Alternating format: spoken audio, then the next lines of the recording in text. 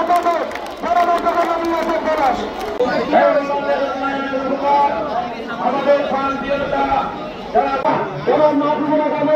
মাধ্যমে করতে পারবেন যেভাবে এসেছেন আমি সবাইকে ধন্যবাদ জানিয়ে আমি আমার বক্তব্য শেষ করলাম। আজকে বিশাল জনসভার করেছে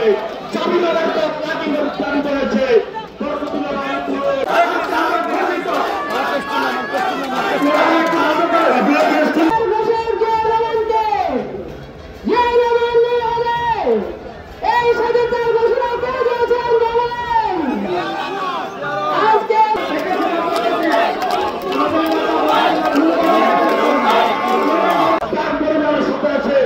আজকে বিএনপির প্রতিষ্ঠা বার্ষিকীতে দাঁড়িয়ে আজকে খালেদা জিয়াকে আপনারা জানেন প্রায় 8 বছর বন্দী করে রেখেছিল।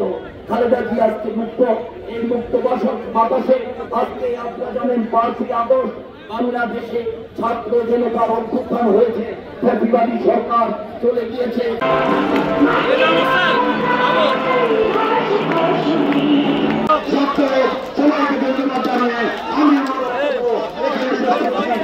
নির্যাতিত হয় নাই একটি মাত্র পরিবার সারা বাংলাদেশে বিএনপি পরিবার নির্যাতিত হয়েছে।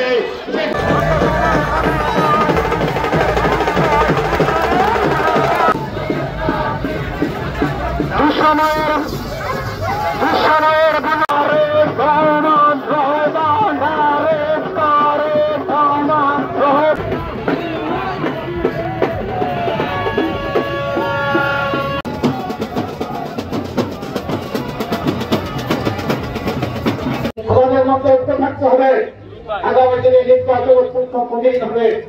আগামী দিনে আমরা বিশ্বমান শক্তির বিরুদ্ধে যুদ্ধ করেছি, আগামী দিনে আমাদের কংগ্রেসের শক্তির সাথে যুদ্ধ করতে হবে।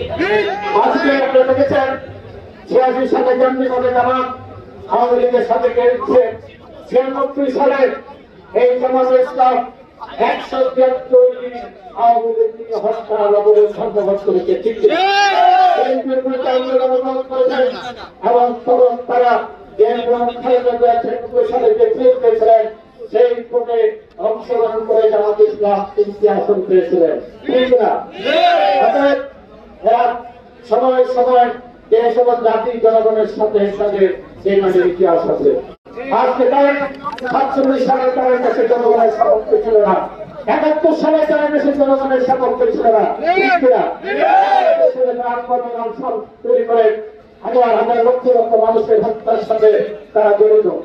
আজকে তারা আবার বলছে 5ই আগস্ট এই গণঅভ্যুত্থানের পরে নতুন সরকার আসার পরে তারা বললেন তাদের নেতা আওয়ামী লীগকে মাফ করে দিয়েছেন।